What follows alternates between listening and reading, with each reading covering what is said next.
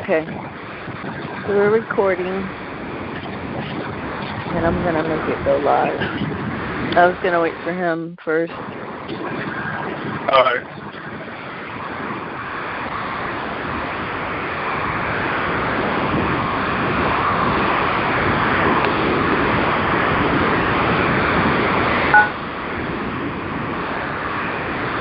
And I'll let you host Madison, because you have such a radio voice.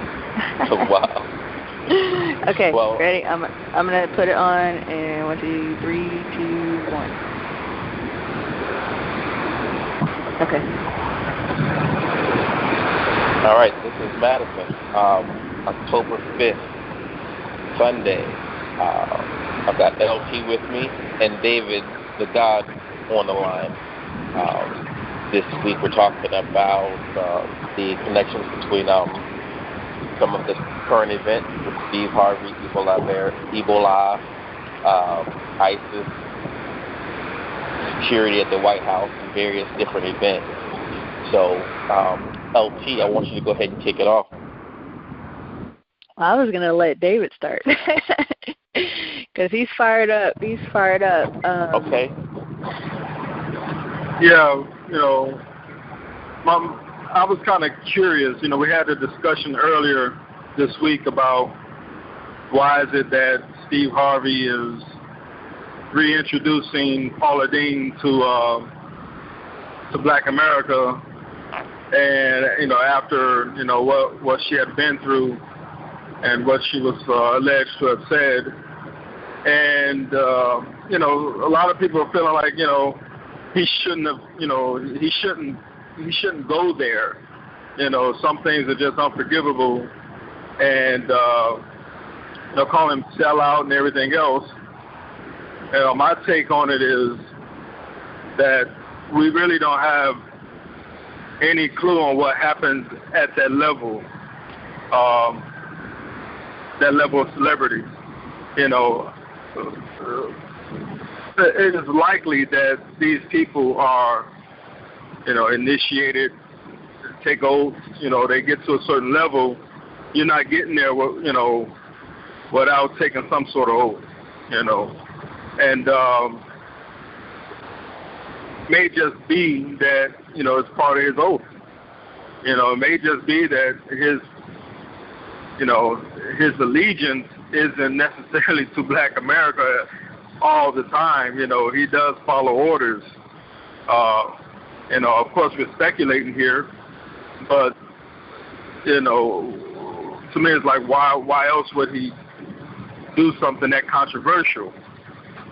The flip side is that it's known, that while he was coming up in a comedic circle trying to get on, he was aided by a white family that took him in and helped him out and financed much of his efforts. In fact, they kind of surprised him with it on his show. And how much of that is staged or what? Because I do believe most of this shit is staged anyway. But that's the narrative.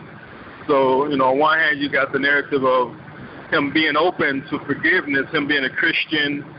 He takes his first 10, 15 minutes of his show to, speak about his beliefs and to give, give some words of encouragement based on his Christian beliefs. So there's that forgiveness idea. The other thing is, yes, he is a celebrity, and these people take oaths and, they have orders, so that's that. And anybody else want to comment on that particular topic? Yeah. Also, just piggyback off of what you're saying is that in addition to those oaths, we understand that at those levels, as an adept, there's a access to knowledge that we also know not of, and that there's a script that is going on that's being played out by these celestial bodies, these stars as we know them, and their job as below on earth is to play out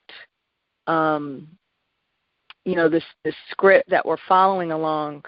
As far as Paula Deen is concerned, I have a theory that she was going through her own initiation of sorts when that information came to light about her dropping the N-word, because a lot of times what we notice is when these celebrities, all of a sudden they're facing some huge dilemma, in the spotlight.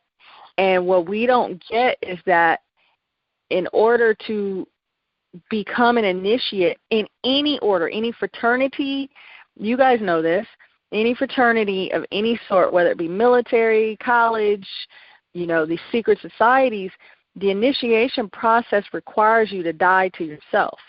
And it requires you to align with the higher order of which you are, attempting to join. And that death to self requires a huge blow to the ego. And so that's going to be you being put out in front of the masses as a literal death, a crucifixion of sorts, and probably for something they may or may not even have done. We don't even know if these stories are true. But is that not the story of the Christ, right? It is. Isn't that right? The watered down and commercialized walk of shame concept? Yes, exactly. Exactly. Du Bois just talked about that. I think that was one of the last places historically. It's like, wow, they made this mug wear the same dress, had the army walk him out like, we found him up in here with our daughter. He got to get up out of here. Yep. Walk of shame, ego, that you ain't gonna do it no more. But I think with Paula Deen, I'm agreeing with LT on the fact that it's likely that this was her own exception into some longevity up in this piece. I think Michael Phelps is in that same spot now.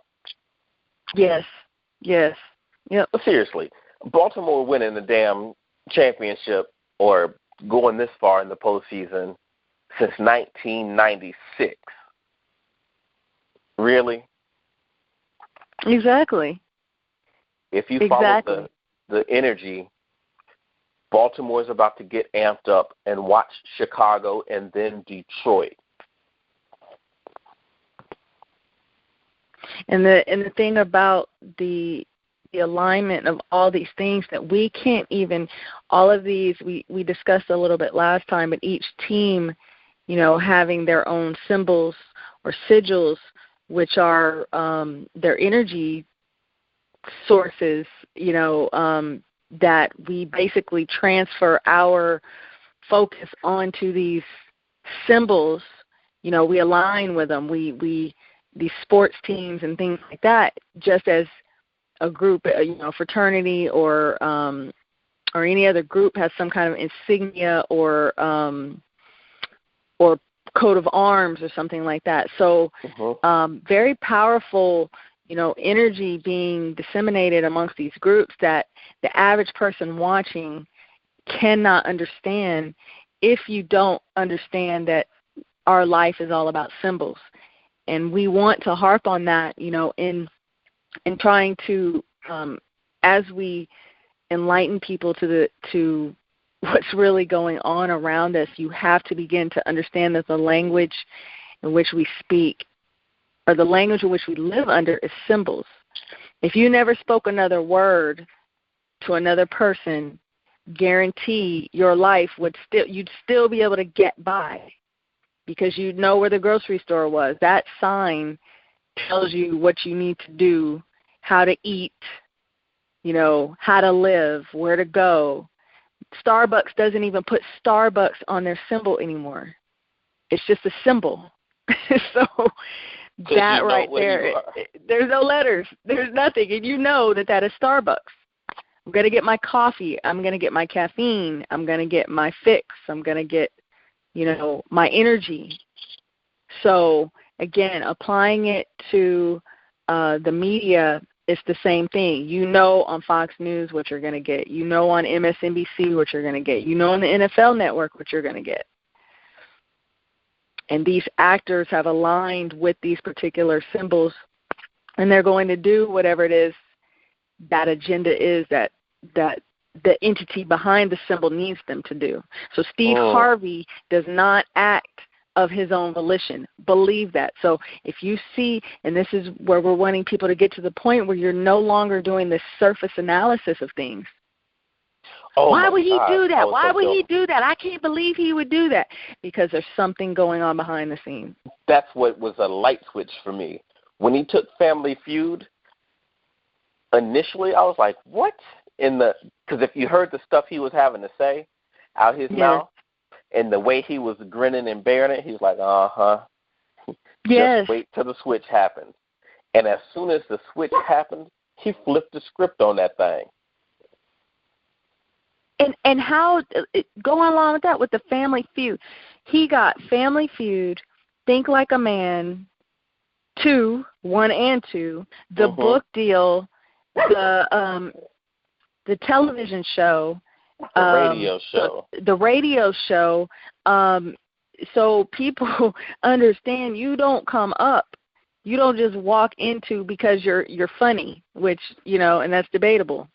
No, with Steve Harvey, that is debatable. I think David thinks funny. Why y'all hating on Steve Harvey? Because his head shines. Hey, I'm not saying the man. But that's what they would say, though. That's what you're going to get when you point out all of that. They just be like, hey, he's a successful man, and he's a Christian man. Jesus has blessed him, obviously. Oh, my goodness. When did he lose the hair? Because he went straight from the high top to the bald head, didn't he? He sure did. I forgot about that. No, that microphone-looking cut. Well, yeah, he was getting joned about that. Them comedians were getting at him because that wasn't real. What? Yeah, that whole thing that was not real. I didn't think so. I didn't think so. It looked like it was always too perfect and the exact same every time. With his thick mustache. I remember because they did that to Carlos Boozer as well. Carlos Boozer, has a very bad receding hairline, and instead of going bald, he actually one game showed up with that whole, shoe polish type shading type deal. And Shaquille O'Neal got with him on the TNT broadcast. He never wore it again, So, no, that thing with Steve Harvey, apparently that wasn't, that was like a hairpiece. Oh, wow. For some reason, an image of a fez jumped into my head. Yeah, right. So there's something to be said about that, having to reveal who you really are, when it comes to taking the oaths, and being out there to have to portray a persona. Wow, man. And he's still, so this will take us in kind of a segue into black folks, everybody's general capacity to do this, but mainly black folk. Like, we tend to we've always been very protective of these celebrities and or kind of dictating what we feel they should or should not be doing.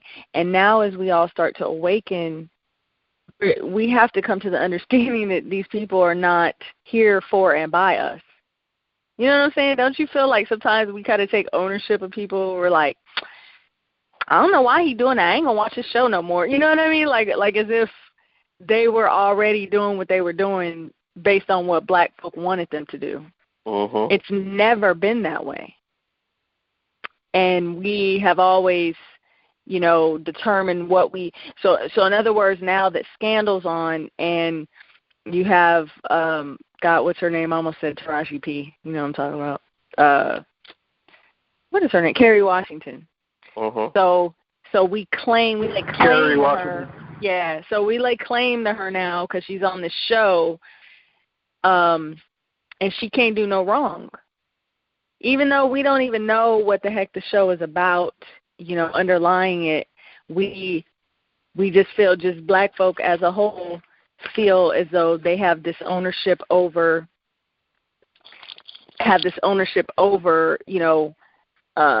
if anybody talks junk about her, well, you just being a hater. You just being a hater because, she has a show and you should be proud of her. It don't matter what it is that, what the show is about, but you should just be proud of her. Like, how do we begin to change that mindset? What do I have to be proud of you about is what I got to ask. Why should I be proud of you? Right. What are you going to do to make someone proud? Well, for us, it's been get some kind of contract. Run the football real fast, get yourself on a basketball team, get yourself a contract deal. I'm about to make an agreement with some people that don't even believe in the pretext for that agreement. Yes. Be owned, be controlled, be the be the ever confined to thine box. Yes. Get into the house and get to work in the kitchen. I guess I think it is still a house slave, field slave kind of dichotomy, but the reality is that what you just said is we have to start to really see this realm for what it is, and that the media, yes, we can learn from it, but there's a way to learn from the language that's being spoken, the symbols that are being shared, but we have to come deeper than that surface level analysis that we've been doing. Every week when we see scandal, I know, I'm just like the next person. I like to veg out too. I was watching Looney Tune cartoons today, but for some reason still... Hold on. Hold on. Looney Tune. Think on that. Come on now. That stopped me this morning when I got the girls who was watching Looney Tunes. Looney Tunes, like tune in. Get tuned in. Get your psyche tuned up. Get tuned in the ground. And lo and behold, I realized what the hell they were saying after I thought of all those cartoons that we loved that tuned us up. And and just like so, and it's funny that you say that because I was like, I like to veg out, but yet I still can't get away from paying attention to the symbolism within it, because I noticed that the intro is something we'll have to discuss, but it's the Merry Melodies intro with where it tells you like in Technicolor, and it's got the circle with the circles going around it as the music plays. Mm-hmm. That is sigil magic. That is drawing you into. You are actually being drawn into like it's like a hypnotic state. So the music draws you into the Merry Melodies, and whatever it is that they're getting ready to present to you, you'll notice this if you look at the beginning of ESPN. I think I posted a video about this, but ESPN, Fox News.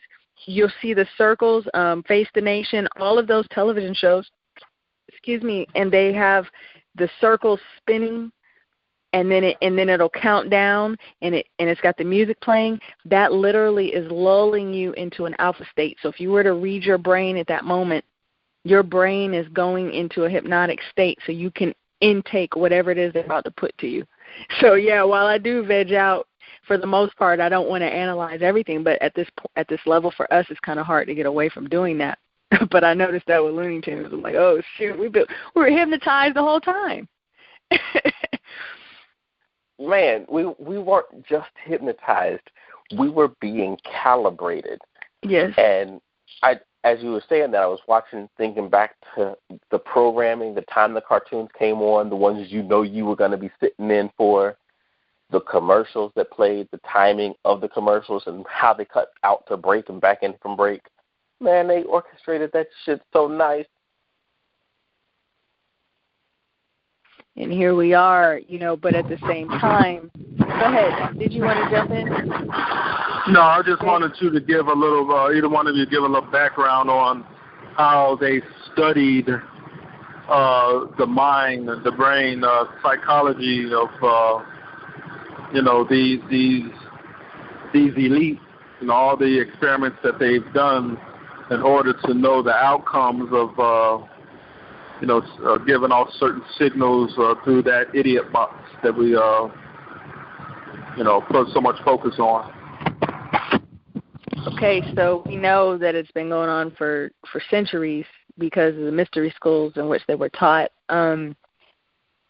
But for us, for the most modern times, the 1940s, right around the time that they were doing these studies on the Ashkenazi Jews in Germany and Poland, all those areas, they were actually studying, how could you create a hypnotic state within human beings. And we know all the stories of the torture. We call it the Holocaust, but what it was a large experiment on these Polish Jews, these Russian Jews, these Khazar Jews, people of the Eastern Europe, who were being studied on to see, the limits of the human mind. And after World War II, it's understood with Project Paperclip and Mockingbird and all these other different programs, the Germans came directly to the universities of the United States. So universities, which meant, all the institutions that came of that, being the FDA, the CDC, all these places that were established. But in relation to the media, they came and took over the movie houses. They came and took over all of radio was run by these Germans. They were invited over. Uh-huh. Also, a lot of them went to South America. There's a large German population in Argentina, which is where the Pope is from, but let's save that for another conversation. But the point being is they came and brought what they had studied on psychology. Everyone knows Freud.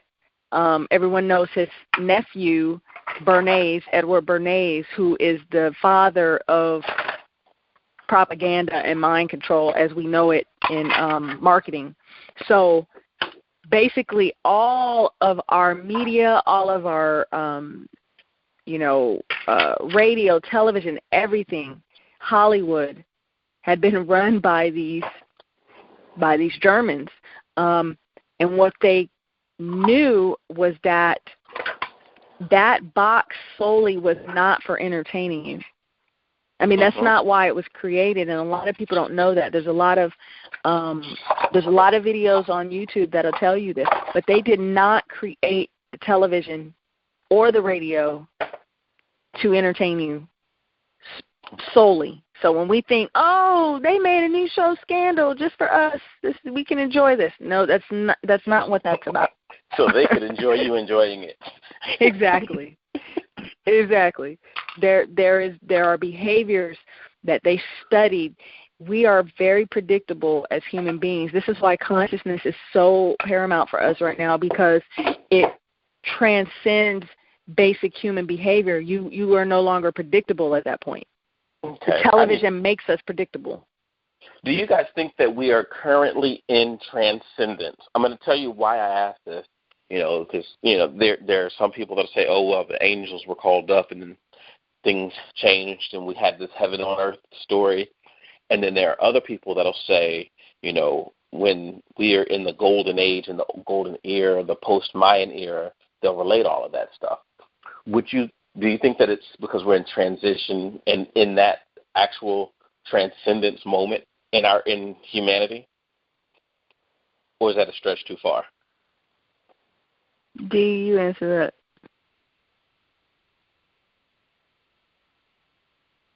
If he heard it. David. Oh, I didn't did he? Yeah, I just got back on. I was disconnected. I'm traveling. I'm sorry about that. Yeah, no worries. Okay. He's asking if we're in a transcendent state. Like, you repeat it. Do you think we're currently in that process of transcendence? For the listeners, explain what transcendence is. That's a really good point. Now, it's where we go from everything as normal to everything as we can imagine it to be, right? This period of heaven on earth, this transition from bills and have to go pay this, got to go pay that, to where you can actually create your own wealth and create things to sustain yourself. So it's kind of where we're crossing out of the dark ages and into the light, so to speak. So that's like paradigm shift, and it's akin to ascending as well, would you say? I would. Well, yeah, I mean, I believe we are. Definitely. I mean, sometimes I think about the fact that there's certain terminology that I use today that I never heard used by my parents or grandparents. And, you know, just the awareness, you know, is the awareness of ascending, you know, and how we kind of, we understand what the Bible, or what's taught from the Bible and from the Quran, the holy books about, you know, resurrecting of the dead and all of that, you know, but all they're really doing is describing the ascending and the transcending that's going on right now. So, and that happens as the knowledge increases. But as knowledge increases, you know, they also say so will the sorrow, because once you wake up, you look around, you realize how screwed up things have been. But the fact that you are, you know, it's like Wizard of Oz. Once you find out, you know, there's a man behind that curtain, and the things aren't the same ever again. You know, so now you can do what you were just saying. Now you can create, you know, that world instead of, you know, a few people, you know, who have that knowledge living off the backs of everyone else, enjoying their own little utopia, you know. So, no, but to answer your question, yeah, I believe we are. That's exactly what's going on right now with us. Do either of you want to speak on the rate of progression because of, I guess, overall consciousness and people waking up? I mean, have you seen any trends or noticed anything outstanding? I honestly feel like I sometimes, you know, I'm still learning. Oh, my God. David's phone.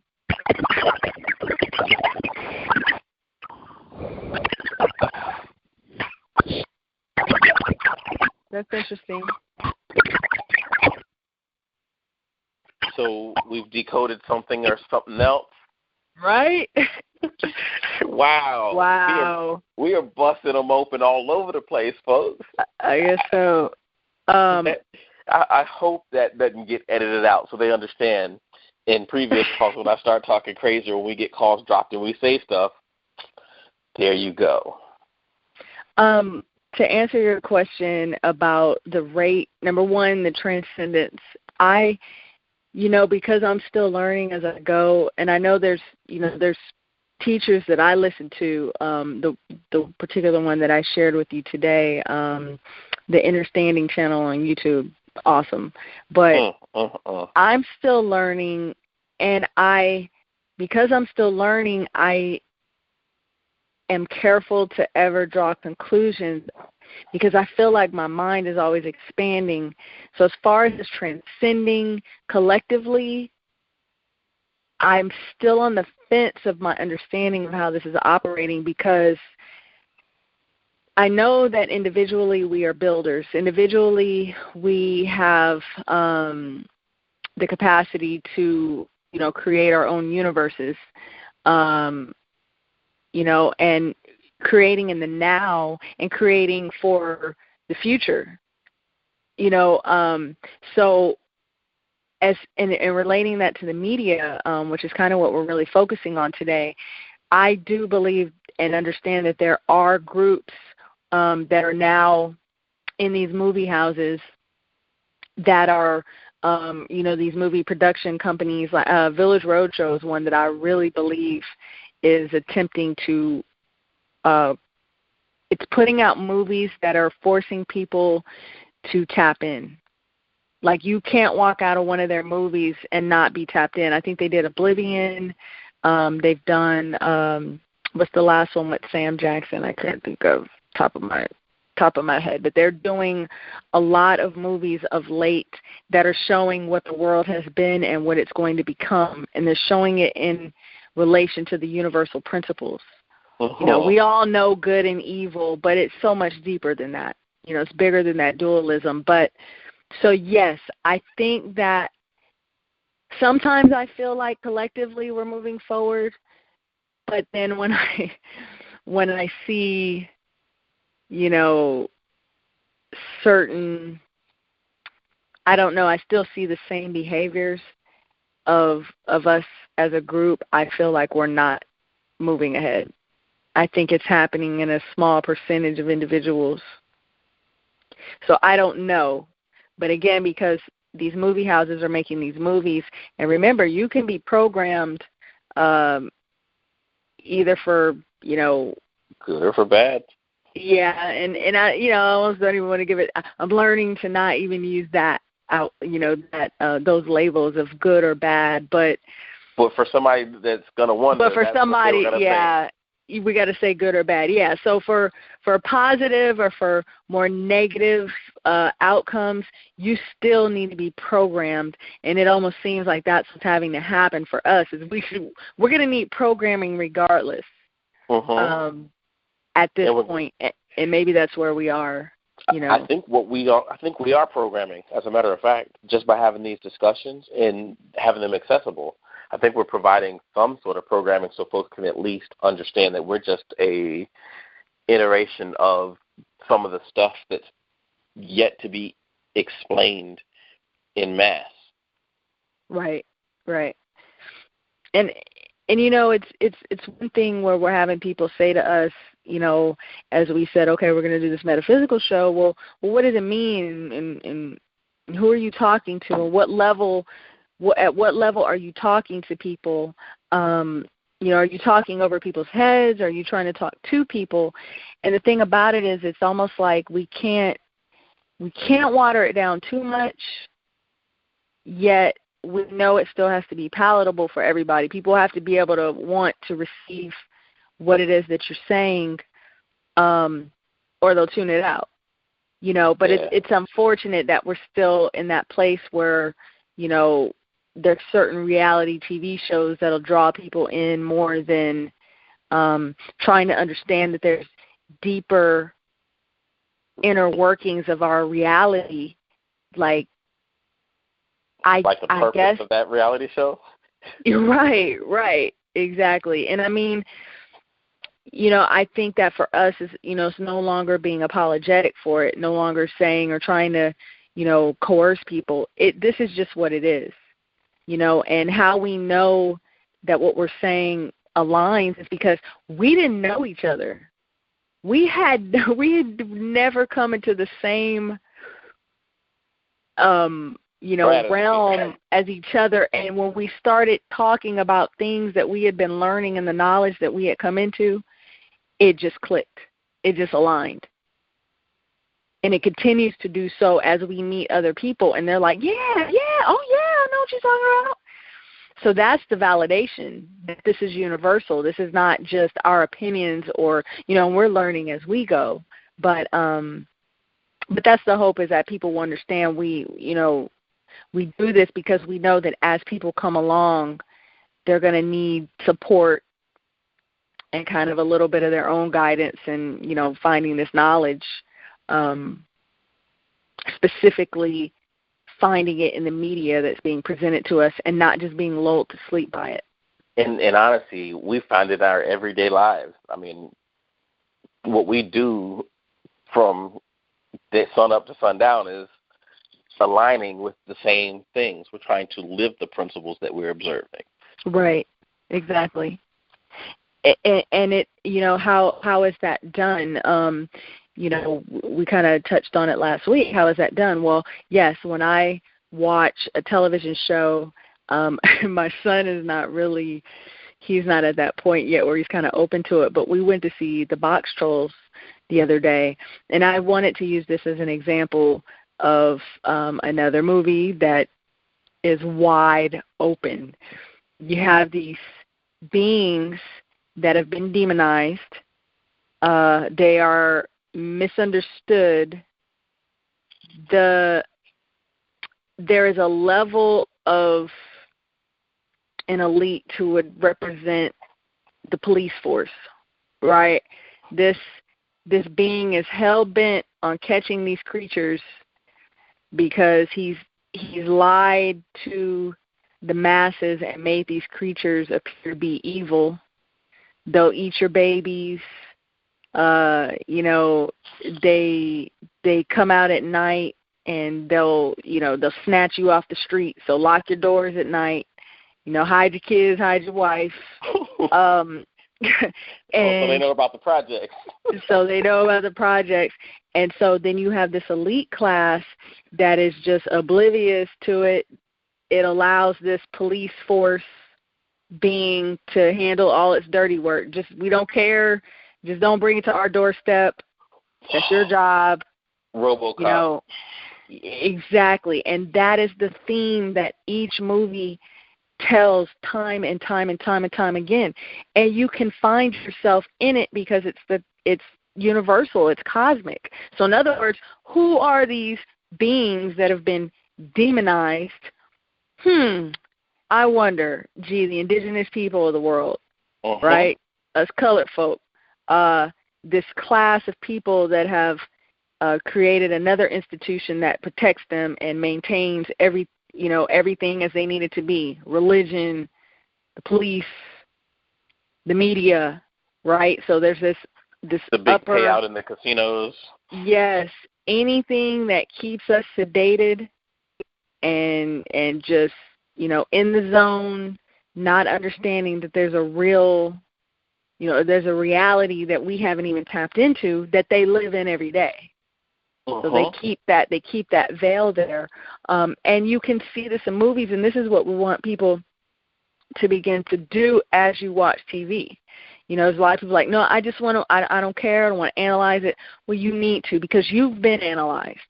Wow. You've already been analyzed, and you've already been determined. Your outcome can be chosen. Your outcome now is birth, vaccinations, crappy food, dumb down education, influence you to go spend money for knowledge, serve your God for 50 years. Pay those taxes. Pay your taxes, and some sort of diabetes, heart disease, or something will befall you because of the stupid food that you were served. And I say stupid and dumb food because it's a lot of food that lacks life. So you have a program. You already have been given a program of life that you're supposed to abide by and that you should live by. If you are able to come outside of that cycle of living in that rat race, you will see exactly what it is that you've been made to live in. And not only that, you'll be able to watch TV and find the keys to transcending that. Man, somebody's been on it for real. That's heavy. David, where are you at? Yeah, I'm here. I'm just listening. My phone was doing something crazy there. Yeah, we heard. I'm sorry. This is the moment where we take a second out to say hello to the alphabet agencies. Oh, yeah. And we thank you for paying our bills. Shout out. We forgot our sponsors. We would like to send a shout out to all the alphabet agencies that are tuned in. No. They just made themselves known and wanted, to remind us to give them that shout out. I mean, I don't know if y'all heard that heavy ass breathing on my phone, but that was crazy. No, we did not hear that. We heard what did it sound like? Kind of like a playback, like a tape. like a tape that it's a lot of that. It's kind of like rewinding the tape, and then but after that it goes into a heavy breathing, and so normally when it gets to that point I just hang up. Well, we must be saying something right. So I mean, so what I don't know if you heard which part you heard, because I see you've been on for about 5 minutes, but I was talking about how you break that programming of the path that we've been put on. Like, what's your take on how people can start to extract keys to transcendence, I guess you could say, from what they watch? Uh-oh, they get him again. Well, we're all being introduced to like levels of thinking, and some of us, some people are going to embrace it and look further into it to see how deep that rabbit hole goes, and some people, they're going to choose to just not, because everyone's not wired the same way. So some people don't want to know about, what's going on behind the scenes and who's pulling the strings. And some people don't want to know that they're being programmed and all of that. But, for those of us that do, want to know what's going on, and we feel like we feel compelled. Like once you start to wake up, and it's like you're waking up, and you sit up in your bed and you're stretching your arms out, and you're looking around like, where the hell am I? And that's what it feels like. That, and you start recognizing, wait a minute, this is not my clothes, this is not my room, and all that. You start to ask those questions like, what the hell happened? So some people get to that point and decide to go back to sleep, and they're like, man, I'm laying back down. I don't got time. I ain't about to deal with this shit. But you feel compelled, like I do, to find out what the hell is going on. And as you start to dig and look for answers, because you are in the information age, those answers lead you on the path of that transcendence, right? And so, once you realize that you're being programmed, in television programming, it's called just that, programming. They have channels. Well, what is a channel? What happens when you're channeling? All the words and all the vocabulary and the signs and symbols is there right in front of our face, but sometimes we don't pay attention to it, Well, if you're sitting there, you're being programmed, and you decide to resist it. You decide to say, well, I'm not going to be entertained. I'm going to watch this programming, and I'm going to watch it with a pen and pad, take notes, and study up on some of the verbiage, some of the symbols I see, some of the themes, and you begin to just wake up further, and it's you just kind of just, you're on the path, and you're just kind of going along that path and trying to see where the hell it goes. But if you're not willing to do the work, you might as well just go the hell back to sleep. But which is what some people choose to do.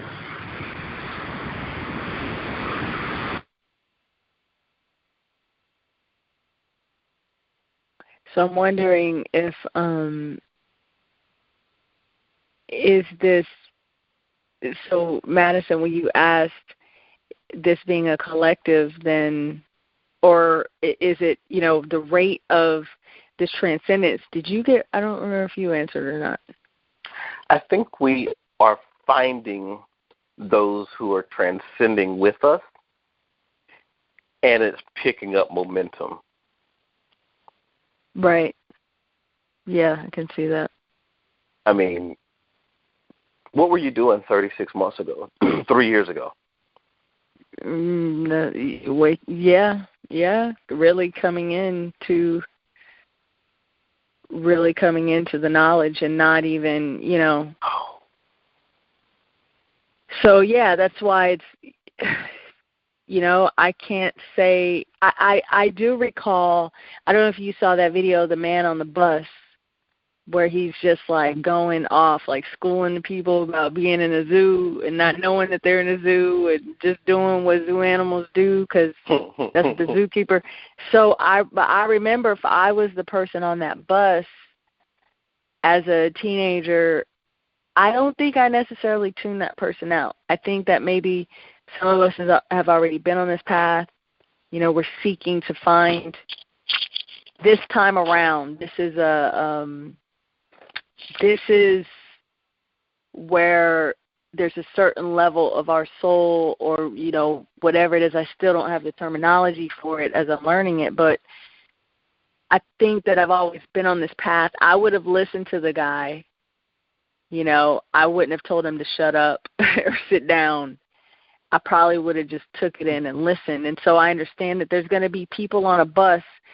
There's this guy and he's telling you, wake up, and you're going to have different people on this journey who are, for whatever reason, they're on that bus for a different reason, and their destination may not be the same. They don't have the same stop,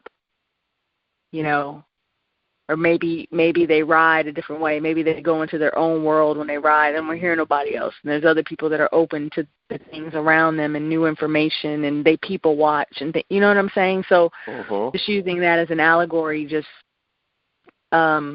everyone's journey may be different, but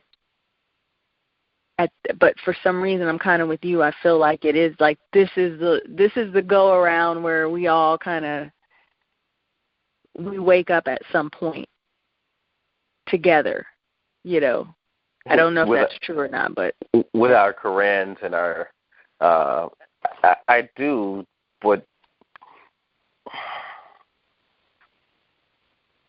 it's tough, huh? It's like having the U-Haul hooked up, but you didn't put the safety pin in it yet. Like if you drive off, the U-Haul stays just because the safety pin is in there. But yeah, it's already aligned. The pin needs to get brought to the station, placed through, and then we are one unit ready to move. That's good. I mean, yeah. I'll tell you, the replacement of the dollar, that's done. This phenomenal Google Wallet stuff, this S5 Galaxy Pay, all this wallet, this shit is phenomenal. Yes. Dollar's that done. NFC, near field communications. Because if you're not near someone, you can't activate it.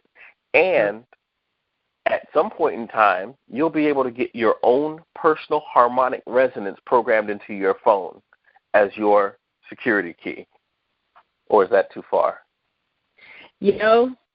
And what's interesting is we thought we had this fear that this RFID chip was going to be, maybe that's still coming. We don't know, but we were told that there's this chip that's going to be implanted to you, and you cannot buy or sell without the mark of the beast and all this stuff. And when my last phone broke, like just past the warranty, go figure. And every time you go to your phone store, which whoever your carrier is, you notice that they have the latest and greatest phone. You can't get the same phone that you had, which is really all you want. Nah, you gotta. We'll give you a discount, but you gotta get this new phone. It's kind of like the one you have, but not really. Okay, so fine, give me the new phone. I get the new phone. New phone has the near field communications NFC on it, which if people are not familiar with that, is a very low frequency radio signal. You can tap your phones together. You turn it on, and it's more efficient than Bluetooth, but you tap your phones together. You can exchange data. You can I saw people doing it at Starbucks all the time. I didn't know what they were doing. They just stick their phone out and put it to the little machine, and it automatically deducts money from your bank account. So we're there, right? Like, this isn't, and it came, you didn't even know it was coming, but it's here. Right. It's so here that you can make money to a PayPal account. Yes. And use that same PayPal account to go to the store and get dinner without it ever touching a major bank. And without ever we thought, what were we told?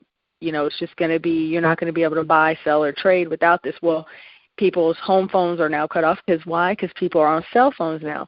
So it was so subtle. And this is the thing that we mentioned before about the Germans. What they studied is that nothing is overtly done. There's going to be certain things that are done overtly and in your face that will cause change. But much of the stuff was going to be done subtly, gradually, without your awareness. And before you know it, one day you would open your eyes and you would go, oh my gosh, like, our chip is our cell phone. And so at some point, as you said, the physical paper money right now is still illusion. It's still an act that actually is very archaic. Sheesh. Now, that's why they're calling it confetti, because it's party time, baby. Everybody finna get in this party. I think when Arsenio Hall had Prince on the show talking about an astral explosion of awesomeness, I paid attention. They're ready to get folks paid and just burn it up, because it's done. Yes, and I think that, I still flip-flop now between, understanding what is going to be chaos in a sense of, we're already in the chaos, sis.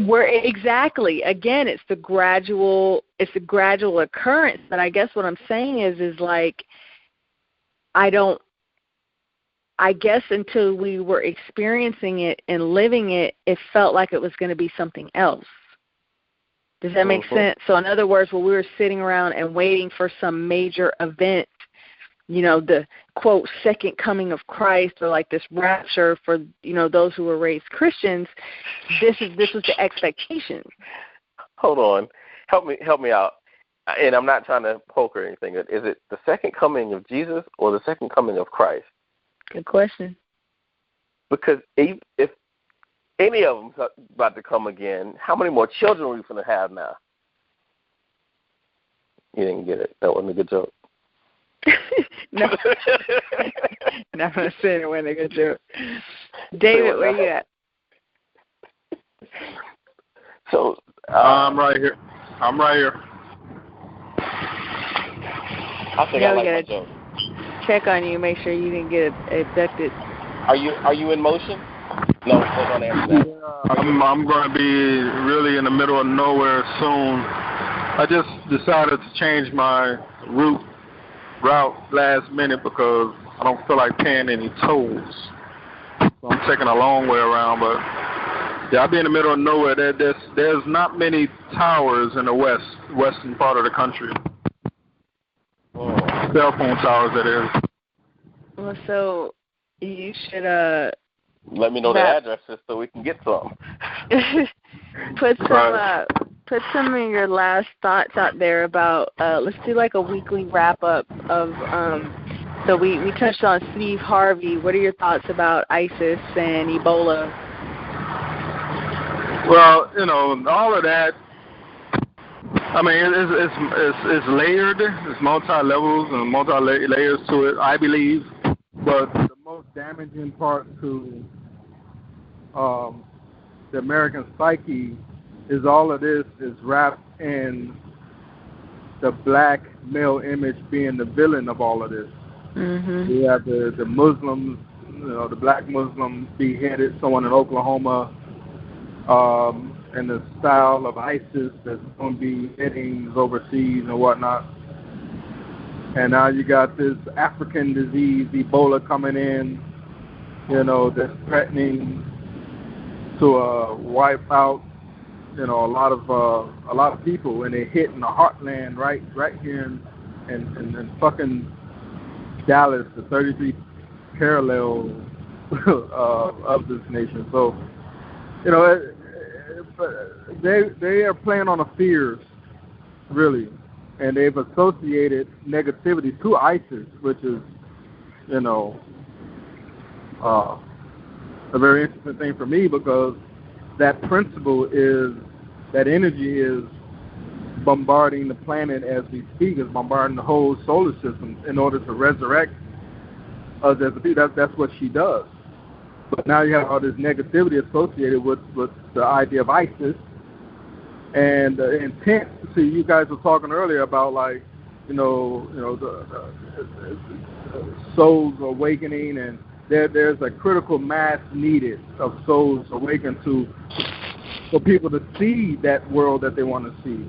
Everyone's waiting for the rapture and heaven on earth, but you need enough energy to awaken that, or bring about that.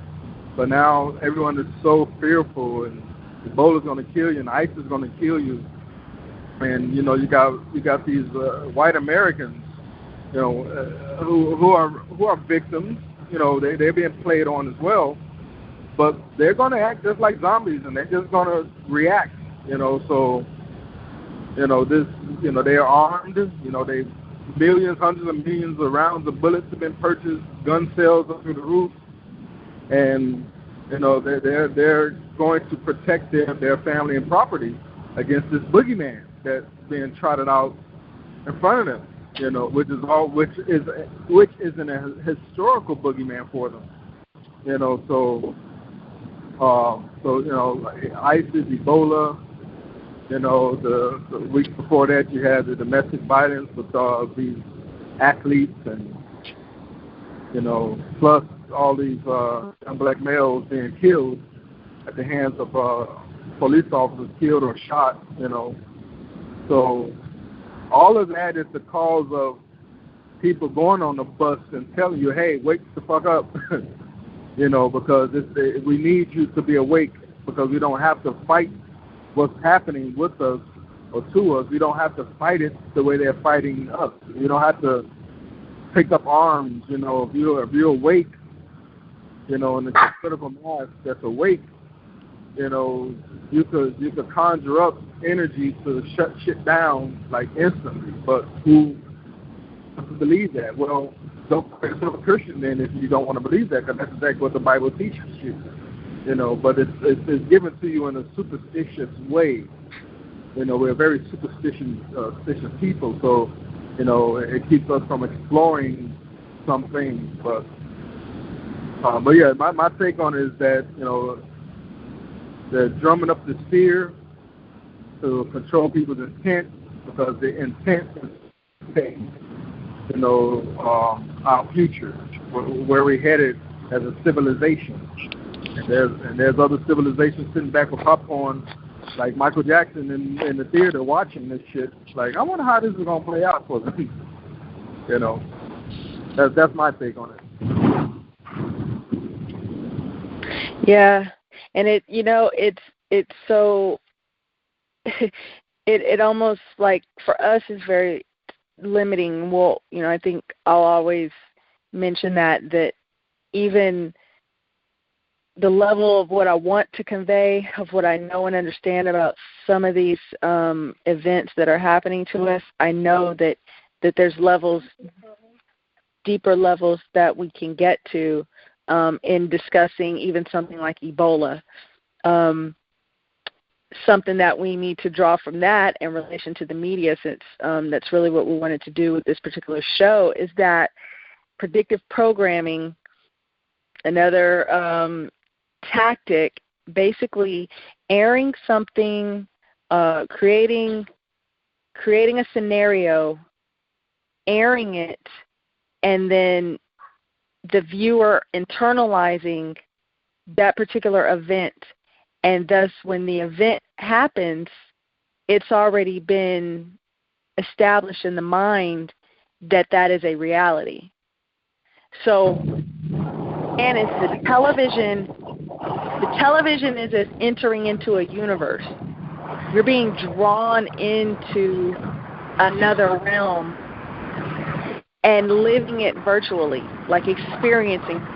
Everyone who sat and watched Walking Dead, you've already experienced Ebola. If you've watched 28 Days, if you've watched any of these movies, World War Z, where there's a zombie and there's a disease that's been unleashed, you've already been entered into a universe in which that exists. So when it really happens, you're not even going to be aware that. So in other words, Ebola is here, and yes, there's some people are fearful about it, but for most of us, we're just like, seen there, been there, done that, whatever. Can I ask a question? Yeah. Is it that, okay, all right, so we know about the law of attraction, all of that, right? Put your mind to manifest. So the predictive programming is them using that law and kind of using it against the people. So now they're watching all these shows, and then next thing you know, it's manifested because that's what's in the people's psyche. So their intent is influenced by this show to create that whole thing. People have been talking about zombie apocalypse for a long time. And that's exactly what the Ebola virus is. Now you got, these reports, no matter how crazy it is, you got the reports out of Africa that some of these people are coming back to life. Well, that whether the story is real or not, that's along the narrative of this, disease that kills you quickly, and you bleed out of every orifice, and you're rotting like right before everyone's eyes, and next thing you're affecting everyone else with it, and we had these people that was going around a year or two ago eating people's faces off and shit, attacking people and eating them. So it's been put in the psyche. So I wonder if that's what that predictive programming is actually making us bring it about. Yes, that's exactly how it works. You usher in, because that's it. Remember what I said, you being put in a hypnotic state in the viewership, and then that's the loop. Implanting, you're having a reality implanted into your mind. Our minds are just like brains. I mean, not brains, like computers. But like you can upload a video, you can upload a thought, you can upload anything into a brain, and then the brain is going to process it, whether you're conscious of it. So much of what happens with our brains is in the subconscious. Right? Like we're 10% is awareness, and the rest is just subconscious processes that you're taking in the environment around you, whether you know it or not, and you're reacting and responding to it. So the television is that process of implanting and uploading just like a virtual reality game for you, and then when you get put into that actual game, you already know the moves. So the control loop, there's that control that makes you want to come back to watch it again and again and sit through it again and again. So that control loop. It's the reason I personally cannot watch horror films. I refuse to watch horror. I can't. We watched Jason and all that growing up. I will not watch a horror film to save my life, because the reality of that manifesting, and you can experience that. I mean, you literally your mind can cultivate what you see. And so collectively, if we all together get together every week and we're like, the 5th season of Walking Dead's coming out. Did you watch it? Did you binge watch it on Netflix? And everybody watches it, and people don't want to be left out, so they're like, I'm going to watch it too. So our collective conscience puts out a new universe. A thought is a new universe creation. And then you live in that based on your actions. You live it out. The actors on the screen are acting out your future if you intake what it is that they're conveying to you on that screen. So you're a person's intake, TV, radio, ads, billboards, their intake is the control loop that they can control, but they don't know they can control it. And I think it becomes a mind of its own at a certain point. I mean, they have the formula to do it. And again, yes, remember we stated, I do believe that there are entities that are creating shows that are, producing alchemy. So they're actually, pushing us in a direction that's not to kill us. So right. you have the nefarious groups, those who create these universes, pick your channel. And then you have those that are deliberately trying to bring about something that is a more desirable outcome, right? Something to be said about a zombie, and it's interesting that they called us Negroes because it is from necro, which is death, the dead, and we've been labeled Negroes. So we're the walking dead. Mm-hmm. All this time, the joke's been on us. But yet you can also look at it from a different perspective that we are the body to be resurrected. Mm-hmm. So there's many positive, you can look at anything one of two ways. And that's what I always hope that we draw from this too, is that there are some things that seem like dire straits, but it's all perception at the end of the day. And it's all your knowledge of perception and how you can change an outcome based on the knowledge that you have. That's part of what I was thinking when you're talking about Steve Harvey, was the fact that, we got to pass through the kings to get to the pharaohs if we reverse time, right? Yes. And before we get to the pharaohs and the kings, we have to have the CEOs and the presidents and all of that stuff, right? And the way I see Steve Harvey's position is that he's advanced to a point where he's able to appoint the kings of comedy. Wow. And he gets to take Paula Deen, a.k.a. the Salem witch hunt, down to the tied to the stake. Right. So she said, I'll ride for mine. You're going to eat this cobbler, but I'm going to ride for mine. I'll ride for my people. Paula's done. She's on the puppet strings now, and that's obvious to me. And exactly, and that's what, again, for us having these conversations and getting to the root of what the surface looks like and what the deeper meaning might be. And it takes analysis to get there. So, we respect our brothers and sisters who have discussions about the current events and things like that. And our hope is that when we have our show, that we're taking the current event discussion to a deeper analysis. Because in order for you to really, truly understand what's going on, you have to be able to take it to that level. No, you don't have to, get to, the Kabbalistic levels of knowledge and, inner workings of the mystery teachings and things like that. That's something that we love to do. We do that because it's just our path. But our hope is that when people watch television, if you're watching Scandal on Thursdays, no one's going to knock you for it. What we're asking you to do to assist in our elevation, our collective consciousness, is to understand that show is much more than some black woman cleaning up problems and having an affair with the president. There is so much meaning in that show. We almost need to do a single show breaking down Scandal. From the reason why it exists.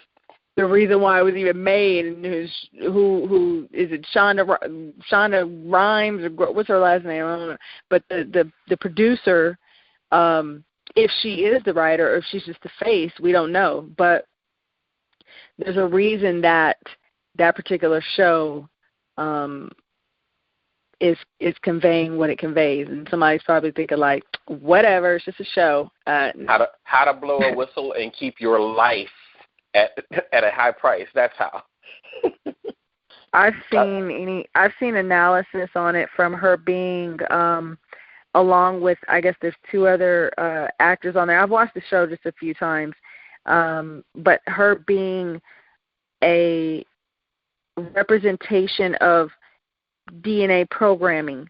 Not, I've seen it to where it was like MK Ultra programming, where she gets knowledge put into her, and then she's used to either upload or download from the president, from this white man. So in other words, we're taking it deeper to the metaphysical. So this black woman is the source of knowledge, right? The source of the DNA that birthed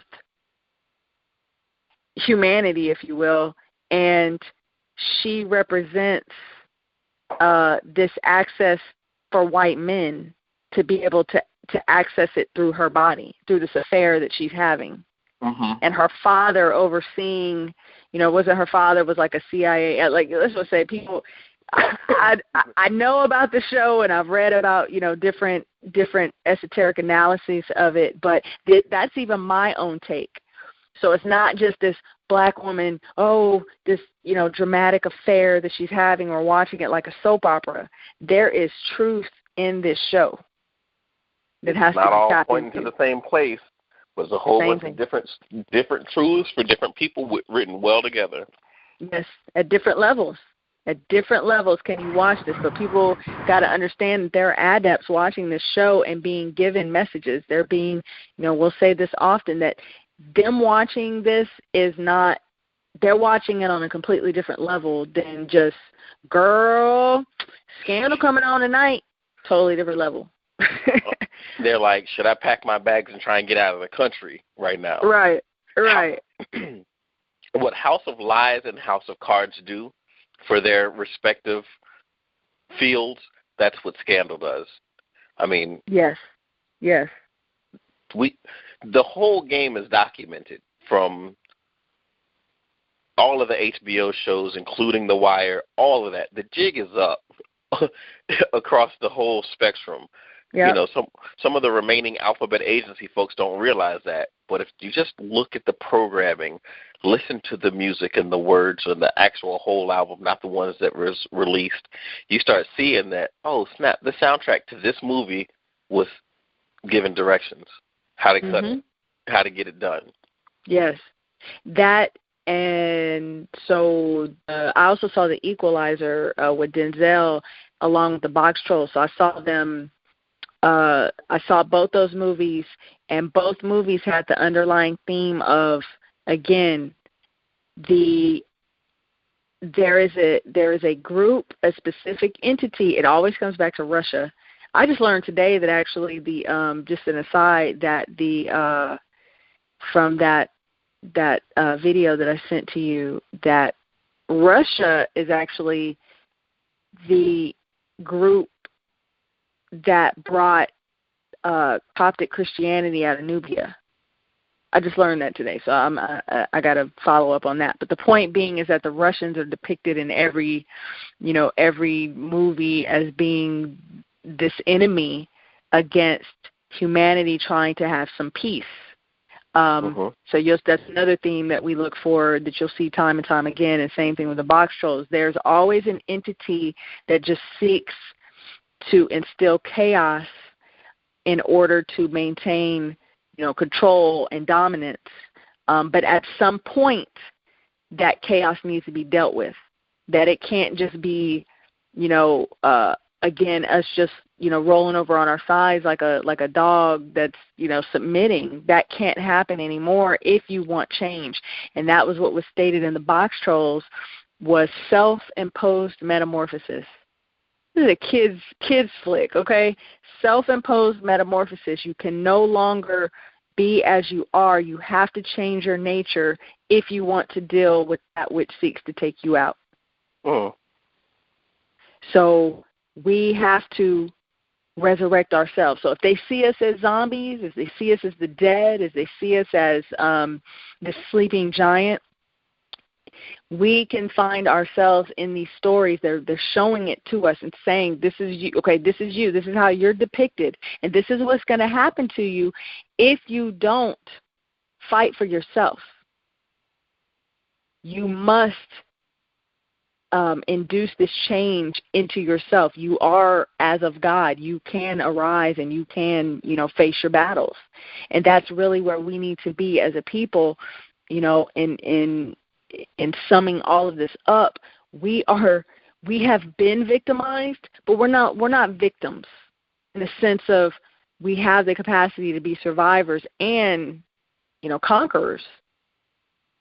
So we're at that point, but we can't do it if we're just willing to just accept the mediocre and just sit back and just let everything happen and pass us by. Then yeah, we're going to get exactly what it is that we fear. Absolutely. I think the end all for me on this week's worth of topics is that there are a lot of people still drawn into the news. A lot. I had been so far removed from the news. I mean, I had unplugged it completely.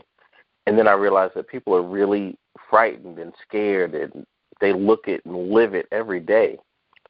But at the end of the week, at the end of the day, everything that you're seeing, somebody created. So create something. Yes. Create something every day, and I guarantee you it'll make all of the stuff that's on the news a little bit more bearable. I mean, you're talking about the neurotoxins and things of that nature. You can literally give yourself an ultimate getaway just by creating something to get away to. Art, music, days at the park, whatever it is. Just get grounded and understand that all of this turmoil that's coming it's just a scramble pattern so things can settle out. Because what's to come, I tell you, is better than what's been. That's right. David, your last words, and I don't mean that literally. Yeah, I'm just no, I have no last word. I'm just enjoying listening to you guys break things down. I think there's no need for me to speak LT or Madison. It's been very clear on, very clear, and I think is very approachable, even for those who haven't been introduced to none of these concepts before. So, yep. And we'll just keep it moving every week. We will hopefully open up more and more and be able to delve a little bit deeper as we go. We generally vibe like it's maybe sometimes we'll have to do those where we just go and just let it just flow and people can hear the way that the synchronicity kind of works. But no, I think this is a good way to kind of introduce to people as we go into. I mean, it's fall, so we're all generally at home. As the weather starts to turn and we're home and we've got our televisions on, or we're going to the theater or whatever, and just to remember and be mindful that there's programming again for outcomes that may be more desirable and those not so desirable, but the moment you come into the knowledge of that, you break those spells. It's spell binding, and you are able to kind of overcome the original intent of that show, or that movie, or that that radio show, or whatever it is that you listen to.